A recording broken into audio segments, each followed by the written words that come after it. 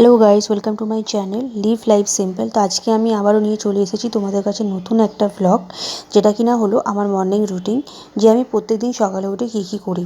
তো দেখো, আমি বলতে গেলে আমার পরীক্ষা শেষ হয়ে যাওয়ার কারণে আমি ইতিপূর্বক বা আপাতত আমি ঘুম থেকে একটু দেরি করেই উঠছি, কারণ আমার মাথার ওপরে এখন সেরকম কোনো চাপ নেই, বিশেষ করে পড়াশোনা, যে আমার সামনে পরীক্ষা, আমাকে তাড়াতাড়ি করে ঘুম থেকে উঠতে হবে।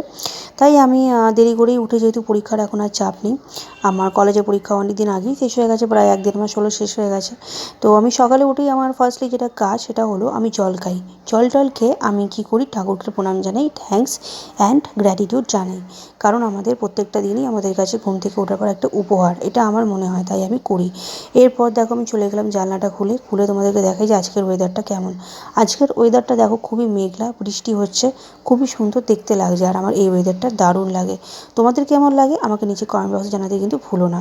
এরপর দেখো, চলে যাব আমি চান টান সেরে, স্নান টান করে, শাওয়ার নিয়ে আমি চলে যাব গোপাল পুজো করতে, কারণ আমি প্রত্যেক দিন গোপাল পুজো করি, তারপর আমার দিন শুরু হয়। তারপর আমি দেখো ব্রেকফাস্ট করব, মা বানিয়েছে রুটি তরকারি, তো ভালোই হয়েছিলো খেতে। তো ভিডিও কেমন লাগলো, লাইক কমেন্ট সাবস্ক্রাইব করে দিও প্লিজ।